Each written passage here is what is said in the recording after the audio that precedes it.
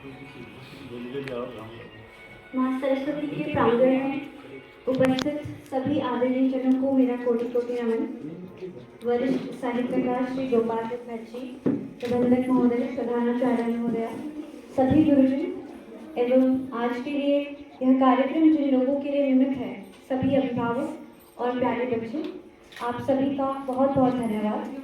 आप यहाँ पर उपस्थित हुए और मेरी इस निजी सफलता को आपने इतना खास बनाया, उसके लिए आप सभी का हार्दिक धन्यवाद।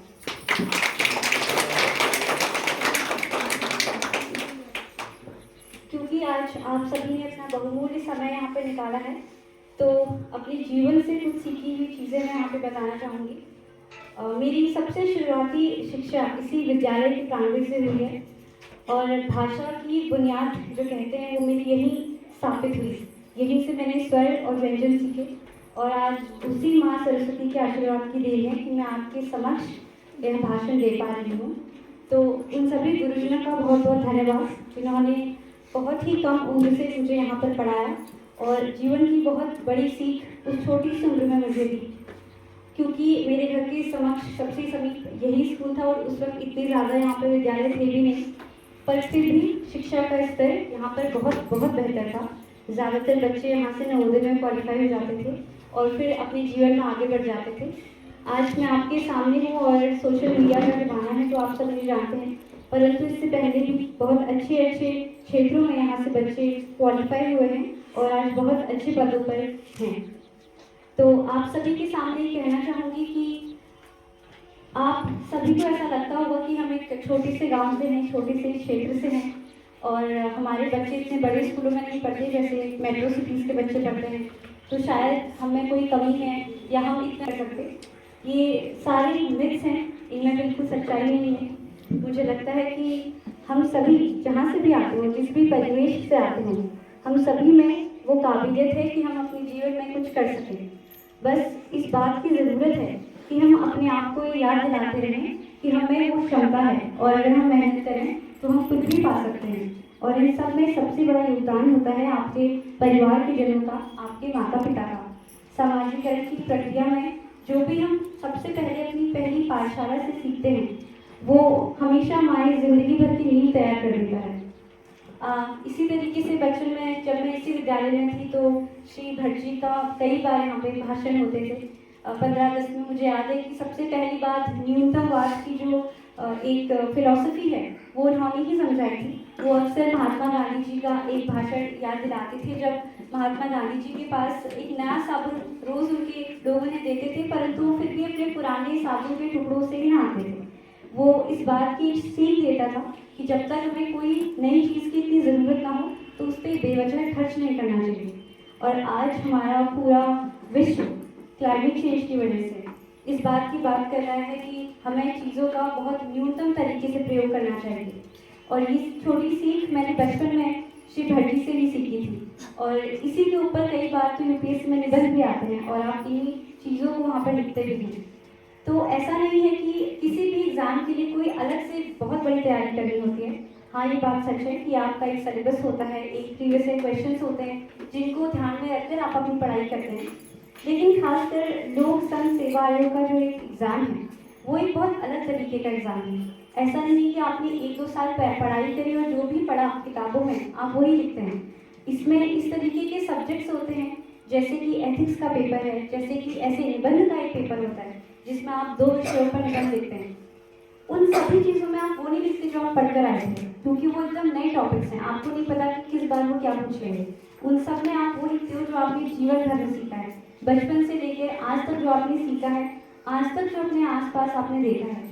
तो हमेशा जीवन में जो एजुकेशन है, जो शिक्षा है, वो सिर्फ किताबों से नहीं मिलती, उसे मिलती है ऑब्जर्वेशन से, अवेयरनेस से। आप जहाँ भी हैं, आप अपनी आंखें खोलकर अपने समाज की परिस्थिति को देखेंगे तो आपको बहुत सारी चीज़ें समझ में आने लगेंगी। आप उनको एनालाइज कर पाएंगे और तभी आप उनको समझकर उनके बारे में सोच पाएंगे कि आखिर ऐसा है समाज में, तो फिर ऐसा क्यों है, ये बदलता क्यों नहीं है, या इसके बदलाव की क्या प्रक्रिया है। क्योंकि हम इस एक क्षेत्र से आते हैं जहाँ कल्चरली सुंदरता तो बहुत ज़्यादा है, परंतु आज भी रोजगार के इतने अवसर नहीं है। आज भी हम लोग हेल्थ और एजुकेशन में बहुत पिछड़े हुए हैं। आज भी विकास का बहुत ज़्यादा अभाव है। यहाँ तक कि कुछ समय तक तो यहाँ पर इतनी अच्छी रोड भी नहीं हुआ करती थी। अभी भी जब हम यहाँ से हल्द्वानी जाते हैं, मेरे दोस्त जब दिल्ली से यहाँ आते हैं तो अक्सर बोलते हैं कि हल्द्वानी से आगे आना बहुत मुश्किल है। तो ये सब चीज़ें हैं जिनका अभाव हमने बचपन से महसूस किया है, और ये सब मेरे दिमाग में भी था कि आखिर हमें एक छोटी सी चीज़ के लिए, छोटे से अस्पताल जैसी चीज़ के लिए यहाँ से हल्द्वानी क्यों जाना पड़ता है, हल्द्वानी से दिल्ली क्यों जाना पड़ता है एक पढ़ाई करने के लिए। जब मैंने अपनी 12th की पढ़ाई करी थी तो मेरे दिमाग में एक ही था कि मुझे दिल्ली विश्वविद्यालय से पढ़ाई करनी है। आखिर वो दिल्ली विश्वविद्यालय एक ही क्यों है, वो यहाँ क्यों नहीं है, उत्तराखंड में क्यों नहीं है, हमारे जनपद में कोई ऐसा विश्वविद्यालय क्यों नहीं है जहाँ मैं जाके पढ़ सकूँ और इतनी दूर ना जाना पड़े। तो इस तरीके की छोटी छोटी चीज़ें हमेशा से दिमाग में आती थी। लेकिन बात यह है कि आप अपने समाज के अभावों को तो देखते हैं, परंतु आप उनसे मुंह मोड़ लेते हैं, और हमें वही चीज़ नहीं करनी चाहिए, क्योंकि इस आने वाले अमेरिका की भविष्य पीढ़ी हम हैं और हमारा ये कर्तव्य है, क्योंकि जितने संसाधन और जितनी सुविधाएं हमारी जनरेशन को मिली हैं, इससे पहले किसी और जनरेशन को नहीं मिली। जितने भी मंचासी यहाँ पे सदस्य हैं, वो अपने जीवन में आज तक जहाँ भी पहुँचे हैं, उनके लिए वहाँ तक पहुँचना भी मुझसे और हम सब लोगों से बहुत ज़्यादा कठिन था, परंतु फिर भी वो आज यहाँ पर हैं। यानी कि उनका संघर्ष हमसे बहुत ज़्यादा है, और उनका संघर्ष हमसे ज़्यादा है तो हमारे पास सीखने के लिए उनसे बहुत कुछ है। आप अपनी पढ़ाई में, अपने स्कूल की किताबों के बारे में शायद इतना ना सीख सकें, लेकिन जीवन के संघर्षों के बारे में उनसे बहुत कुछ सीख सकते हैं। अपने घर में अपने बुजुर्गों से, अपने माता पिता से आप बहुत कुछ सीख सकते हैं। उनकी संघर्ष की कहानियाँ आपको ज़िंदगी के लिए तैयार करती हैं। क्योंकि आज यहाँ बहुत सारे अभिभावक भी बैठे हैं, तो कुछ बातें बताना चाहूँगी कि मेरे मम्मी पापा ने इतनी पढ़ाई नहीं करी जितने की अवसर मुझे दिए, और हम 3 बेटियां हैं, लेकिन फिर भी मुझे पढ़ाई के वो हर एक अवसर दिए जो शायद कई बार तो बेटों को भी नहीं मिलते। तो मेरी सफलता का श्रेय सबसे पहले उन्हीं को जाता है, और मैं बहुत सौभाग्यशाली अपने आप को समझती हूँ कि मुझे उनके जैसे माता पिता मिले, जिन्होंने बचपन से मुझे एक बहुत बड़ा सपना दिखाया। उस वक्त गरुड़ जैसे क्षेत्र में शायद ही कोई पिता होंगे जो अपनी बेटी से कहते होंगे कि तुझे बड़े होकर DM बनना है, या कोई भी एक ऐसी माता होंगी जो बार बार मुझे कहने पर कि मुझे अब 10th के बाद बाहर पढ़ना है। जब मेरा 12th हुआ था तो मैंने अपनी मम्मी को कहा था मुझे दिल्ली यूनिवर्सिटी पढ़ना है, और मेरे घर से उस वक्त कोई दिल्ली नहीं पढ़ता था, और इनफैक्ट यहाँ गरुड़ से भी कोई भी लोग नहीं थे जिन्हें हम जानते हो दिल्ली में, या दिल्ली यूनिवर्सिटी में एडमिशन कैसे होता है। बस एक मेरी एक सीनियर थी स्कूल की, वो भी हल्द्वानी जा चुकी थी, वो भी यहाँ नहीं रहती थी, तो मैंने अपने पापा को उनके बारे में बताया, और बहुत जिद करने के बाद मैं दिल्ली यूनिवर्सिटी गई। सबसे पहली चीज़ है कि आप बड़े सपने देखें, और दूसरी चीज़ है कि आप जिद्दी हो जाएं। कई बार मेरा अपने ही माता पिता से इस बारे में बहस हो जाती थी कि नहीं मुझे तो वही पढ़ना है, कि मुझे तो यही चीज़ करनी है, पर वो इस वजह से भी होती थी क्योंकि मुझे ये विश्वास था कि अगर मैंने ये चीज़ पकड़ी है तो मैं इसके ऊपर पूरी ईमानदारी से और मेहनत से लगी रहूँगी और अपने आप को साबित जरूर करूँगी। और ऐसा नहीं था कि उन्होंने मेरा सहयोग नहीं किया, क्योंकि उन्हें भी इन सब चीज़ों का बहुत कम आइडिया था, तो वो भी थोड़ा सा पहले हिचकिचाते थे। आप सभी भी हिचकिचाते होंगे जब आप अपने बच्चों को बाहर भेजते होंगे, या आप सोचते होंगे कि अब वो भविष्य में क्या करेंगे, और ये बहुत नेचुरल सी चीज़ है। लेकिन हमें समझना चाहिए कि किसी भी बच्चे की जो एक डेस्टिनी है, जो एक किस्मत है, जो एक टैलेंट है, वो अपने साथ लेकर आता है, और अगर उस बच्चे की काबिलियत के अनुसार आपने उसे मौके नहीं दिए तो आप उसकी काबिलियत को दबा रहे हैं। वो आपका बच्चा है और आपका प्यार उसके लिए बिल्कुल जाहिर है, लेकिन आपको उसको ज़िंदगी के लिए तैयार करने के लिए अपने आप से दूर भेजना होगा, उसे अकेले लड़ने की सीख देनी होगी, उसे अकेले लड़ने के लिए तैयार करना होगा। दूसरी चीज़ है डिसिप्लिन, अनुशासन, और ये एक ऐसी चीज़ नहीं है जो आप स्कूल में जाके मॉडल साइंस की किताबों में पढ़ते हो, ये एक ऐसी चीज़ है जो आप देख के समझते हो। मैं आज तक, मेरे माता पिता जो है सुबह 4 बजे उठ जाते हैं, मेरे पापा तो 4 बजे से पहले उठ जाते हैं। बचपन से जब भी मैं पढ़ाई करती थी सुबह उठकर, अभी भी मैं कुछ 2020 में लॉकडाउन के टाइम घर आई थी और मैं अपनी UPSC की पढ़ाई की तैयारी कर रही थी, तो उस वक्त मैं 4 बजे उठती थी और पापा मुझसे पहले उठ के मुझे चाय दे देते थे कि वो सुबह उठेगी और पढ़ेगी तो मैं उससे पहले चाय दे देता हूँ। तो ये छोटी सी चीज़ें जब मैं उठती थी और देखती थी कि पापा मुझसे पहले उठ गए, वो चाहें तो वो अभी भी सो सकते हैं, उन्हें तो कुछ पढ़ाई नहीं करनी, मुझे करनी है, लेकिन फिर भी वो मेरे पीछे लगे रहते थे और वो मुझे हमेशा मोटिवेट करते थे। जब भी मुझे वो देखते थे कि थोड़ा परेशान हो गई ऐसे कुछ, तो मुझे कहते थे कि बस बहुत हो गया, तेरा सिलेक्शन पक्का हो जाएगा। जब मेरा रिजल्ट आने वाला होता था तो मैं अपनी मम्मी को बिल्कुल खुलकर बोलती थी कि ये बहुत डिफिकल्ट एग्जाम है, बहुत अनप्रेडिक्टेबल है, इसमें सिलेक्शन बिल्कुल ना के बराबर होगा, तो आप कितनी भी मेहनत करें आप ये सुनिश्चित नहीं कर सकते कि मेरा सिलेक्शन हो जाएगा। तो मैं अपनी मम्मी को कहती थी कि आप ज़्यादा टेंशन मत लेना, अगर होगा तो भी अच्छा और नहीं होगा तो भी अच्छा। तो भी वो मुझे कहती थी कि ये सिर्फ एक एग्ज़ाम है, ये इतनी बड़ी चीज़ नहीं है कि जिसके ऊपर तुम इतना ज़्यादा प्रेशर ले लो, और ज़िंदगी अपने आप में एक बहुत बड़ा एग्ज़ाम है। तो आप ज़िंदगी में एक पर्टिकुलर एग्ज़ाम के पीछे इतना प्रेशर नहीं ले सकते। ये छोटी सी चीज़ें हैं कि आपको ज़िंदगी में प्रेशर कैसे हैंडल करना है, आपको अनुशासन से कैसे रहना है। ये चीज़ें जो है मैंने अपने अभिभावकों से सीखी, उन्हें देख कर सीखी, और आपको भी अपने बच्चों में ये सभी आदतें डालनी चाहिए। दूसरी चीज़ जो मैं पहले भी कह रही थी कि क्योंकि हम लोग एक ग्रामीण परिवेश से आते हैं, तो हमारे अंदर हमेशा एक बात होती है कि हम बाहर के बच्चों के साथ कॉम्पीट कैसे करेंगे। जब मैं दिल्ली यूनिवर्सिटी गई तो वहाँ पे भारत के विभिन्न राज्यों से बहुत टैलेंटेड बच्चे आते थे। कोई स्पोर्ट्स में बहुत अच्छे होते थे, एक्स्ट्रा को करिकुलर्स में बहुत अच्छे होते थे। मुझे आज है, जब मैं अपना फॉर्म फिल करके अंदर बैठी थी तो मेरे आसपास कुछ स्टूडेंट्स थे, वो southern part of the country से थे, दक्षिण भारत से थे, और वो ग्रीक फिलोसफी और माइथोलॉजी की बात कर रहे थे। तब मैंने उन्हें ऐसे देखा और मुझे लगा कि ये क्या है, ये तो मैंने कभी पढ़ी नहीं। क्योंकि हमारे यहाँ पर जो फोकस होता है 12th तक, वो यही होता है कि आप बस अच्छी परसेंटेज लाओ और अच्छे कॉलेज में आपका दाखिला होता है। हम ये सोचते ही नहीं कि हमें अपनी पौराणिक कथाएं और हमें अपनी जो दर्शन है उसके बारे में कुछ पता होना चाहिए, हमें अपनी संस्कृति के बारे में, अपने इतिहास के बारे में पता होना चाहिए। लेकिन ये आपकी पर्सनैलिटी का एक बहुत महत्वपूर्ण हिस्सा है। और उस वक्त मैंने सोचा था कि जब एक बार मेरा एडमिशन हो जाएगा तो मैं भी इन बच्चों के साथ एक दिन ग्रीक फिलोसफी की बातें करूँगी। और उसके बाद जैसे ही कॉलेज के बाद मेरे पास टाइम होता था तो मैं लाइब्रेरी से वो किताबें उठा लेती थी और उनके बारे में पढ़ती थी। उन सारी किताबों को जो मैंने जब पढ़ना शुरू किया, वो शुरुआत में बहुत मुश्किल थी, बहुत कठिन थी, लेकिन धीरे धीरे मुझे उनमें रुचि होने लगी। और जब मैं उनके साथ बातें कर रही थी तो कॉलेज की डिबेटिंग सोसाइटी में फिर मेरा पार्ट हुआ और मैं डिबेटिंग सोसाइटी का हिस्सा बन गई। ये छोटी सी सोच थी कि मैं इन बच्चों से पीछे क्यों हूँ। अगर मैं एक छोटे से गांव से आती हूँ या एक छोटे से जनपद से आती हूँ, इसका मतलब ये तो नहीं है कि मैं पढ़ नहीं सकती या मैं अपने आप को और बेहतर नहीं कर सकती। तो ये छोटी सी चीज़ थी और उस वक्त मैंने वो किताबें पढ़नी शुरू करी थी। और खास बात ये है कि यूपीएससी के इंटरव्यू में मुझसे दो जो चीज़ें करी गई थी वो डिबेट थी। मुझे दो विषयों पे वाद विवाद कराया गया था और वो वाद विवाद करने की क्षमता मुझे इस बात से आई थी कि मैंने कॉलेज में कहीं ग्रीक फिलोसफी और ये सारी चीज़ें पढ़ी हैं, राजनीतिक शास्त्र बहुत अच्छे से पढ़ा। क्योंकि जब आप एग्जाम की तैयारी करते हैं, खास करके कॉम्पिटिटिव एग्जाम की तैयारी, तो आप एक सिलेबस में बच जाते हैं। फिर आपको कुछ ही समय के अंदर उतना बड़ा सिलेबस पूरा करना होता है और बाकी चीज़ों के लिए आप वक्त तो निकाल पाते हैं लेकिन इतना नहीं निकाल पाते। तो कहना चाहूँगी कि आप इस वक्त जहाँ हैं, आपके पास बहुत वक्त है, आपके पास सीखने के लिए बहुत सारी चीज़ें हैं जो आपको सिर्फ किताबों से नहीं, अपने आसपास के लोगों से, बड़ों से, अपने बुजुर्गों से बात करके ही सीखने को मिलती हैं। उनको ध्यान से सुनकर ही सीखने को मिलती है। तो आप उन बातों पर हमेशा ध्यान रखिएगा, क्योंकि ज़िंदगी की कब कौन सी सुनी हुई सीख आपको ज़िंदगी में कहाँ पहुँचा देगी ये आप सोच भी नहीं सकते।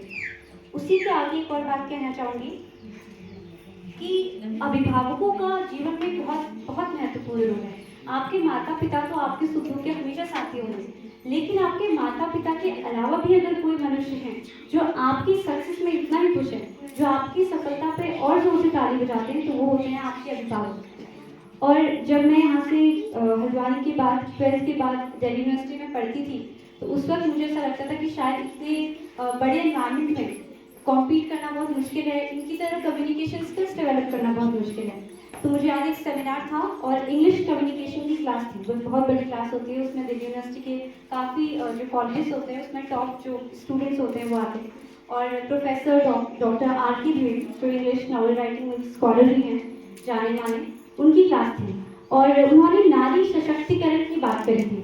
तो उन्होंने सबको कहा कि आप अपने अपने विचार रखिए और कई स्टूडेंट्स उठे, उन्होंने विचार रखे, फिर उन्होंने मुझे पढ़ के देखा, उन्होंने कहा कि आप आ जाओ। और उस वक्त मुझे लगा कि मैं क्या कह पाऊँगी। जब मैं गई आप सामने और मैंने बस अपनी आँख बंद करके सोचा कि जीवन में जो कुछ भी मुझे दिल से नारी सशक्तिकरण के बारे में पता है मैं वहाँ से शुरुआत करूँगी। और स्टार्टिंग मैंने जो करी थी वो अपने ही एग्जाम्पल से करी थी कि कैसे हम 3 बेटियाँ, मेरे माता पिता ने पूरे समाज की कितनी सारी बातें सुनने के बावजूद मुझे वो अवसर दिया है, मेरे लिए वो फाइट करी है कि मुझे आगे बेहतर पढ़ा सकें। तो मेरे लिए, एक बच्ची के लिए सबसे पहला नारी सशक्तिकरण का उदाहरण वो है जब उसके माता पिता कहें कि पूरा समाज चाहे कुछ भी कहे, वो तुम्हें कुछ भी समझता हो, हमारे लिए आप एक बच्चे हो और आपकी जिंदगी की सफलता वो उसके ऊपर जितना भी काम मिलेगा मैं उसके लिए पूरी तरह समर्पित हूँ। वो नारी सशक्तिकरण का पहला उदाहरण था। और और इस तरीके से अपनी जो भाषण थी उस वक्त मैंने शुरू करी थी और फिर आगे की बातें करी थी। समझाया था कि कैसे गांव में आज भी आप इंटर कर लो या कॉलेज कर लो, 2-3 साल बाद लड़कियों की शादी करा दी जाती है। उस एक छोटी सी सोच, जो एक बहुत छोटी मानसिकता है, हमें लगता है कि सबसे महत्वपूर्ण काम एक बेटी को लेकर ये है कि जल्दी से उसकी शादी करा दी जाए। बस फिर मम्मी पापा जो है बिल्कुल उनकी जो जिम्मेदारी है वो हट गई। लेकिन जिम्मेदारी ये नहीं होती, एक खूंटी से खोलकर दूसरी खूंटी में बांधना जिम्मेदारी नहीं है। आपको समझना होगा कि हर एक बच्चे में एक काबिलियत है, और चाहे कोई भी है, उसकी जो काबिलियत है उस तक उसको उसमें बहुत बेहतर करने की ज़रूरत है और उसमें आपको बहुत योगदान देना चाहिए, आपको पूर्ण समर्पित होना चाहिए उनके प्रति।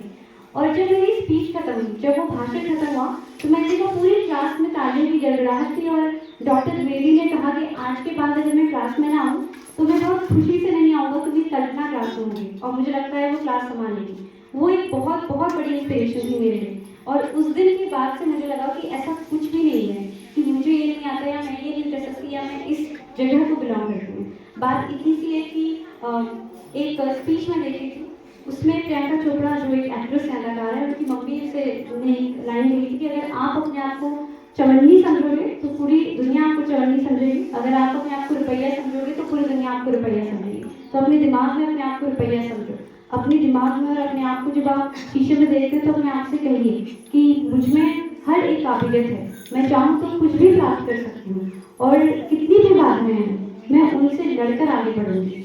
और मैं सभी बच्चों को ये कहना चाहूँगी कि आप जिस भी क्षेत्र में बहुत बेहतर करना चाहते हैं उसके लिए निरंतर जो है प्रयासरत रहे। एक पॉइंट तक आता है कि आपको बहुत डीमोटिवेशन हो जाती है, मुझे भी होती थी। मेरे पहले अटेम्प्ट में फिल्म से हुआ, मैं होटल रूम में आकर अपनी मम्मी के सामने रो रो के बोल रही थी कि आप कभी एग्जाम नहीं दूंगी, बस हो गया, मैंने बहुत पढ़ाई करी और इतना बेकार पेपर हुआ, कुछ भी नहीं हुआ। लेकिन फिर से वो हिम्मत करना कि चलो ठीक है, इस बार नहीं हुआ, फिर से अपनी जो गलतियाँ उसमें सुधार करेंगे, उन्हें देखेंगे और फिर बेहतर तरीके से पढ़ाई करेंगे। उस सोच के करके ये आज आपकी समझ यहाँ पर खड़ी है। तो अपनी जिंदगी में जो फेलियर्स हैं, जो विफलताएं हैं, उससे आप घबराएं नहीं, उनसे सीखें, उनसे समझें कि मुझसे गलतियाँ क्या हुई हैं और मैं क्या सुधार कर सकता हूँ।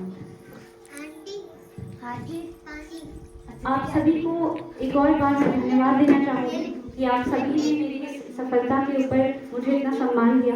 और मैं उम्मीद के साथ ये माइक बंद करना चाहूँगी कि आप सभी आज एक संकल्प लेंगे, आप जो भी हैं, आप एक माता हैं, पिता हैं, भाई हैं, बहन हैं, या जो भी बच्चे यहाँ पर बैठे हैं, अभिभावक हैं, उन सभी की जिम्मेदारी है कि हमारे आसपास के जितने भी बच्चे हैं उनको मोटिवेट करें, उन्हें समझाएं और उनकी सफलता की सीढ़ी में उनके लिए मार्गदर्शन करें, उनके पीछे हमेशा एक सपोर्ट सिस्टम की तरह खड़े हैं। आज इस बागेश्वर जनपद की जो सबसे उच्च स्तर पे पद पर है वो भी एक महिला है और कल ही मैं उनके साथ एक समारोह में थी तो उन्होंने अपनी संघर्ष की कहानियां बताई कि कैसे उनकी माता ने दूध बेचकर, भैंस का दूध बेचकर उनको पढ़ाया और आज वो एक IAS ऑफिसर है। हम सबकी स्थिति फिर भी उनसे बहुत बेहतर है। तो बात इसकी नहीं है कि हम किस स्तर से आते हैं, बात इसकी कि हम किस स्तर पे जाना चाहते हैं और हमारी नजरें किधर हैं। तो आप सभी को मैं कहना चाहूँगी कि संकल्प लीजिए कि आप अपनी काबिलियत के अनुसार बहुत ज़्यादा पढ़ेंगे और उसके लिए बहुत ज़्यादा प्रयास रहेंगे, अपनी विफलताओं से घबराएंगे नहीं और आगे बढ़ेंगे।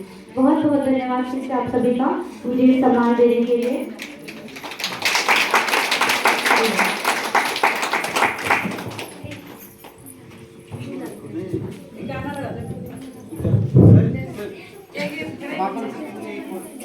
धन्यवाद बहन कल्पना का, आपने हमारे बच्चों को एक प्रेरणा दी है, एक संदेश भी दिया है और अपनी पूरी सफलता के बारे में भी बताया और निसंदेह बच्चे इससे प्रेरित हुए होंगे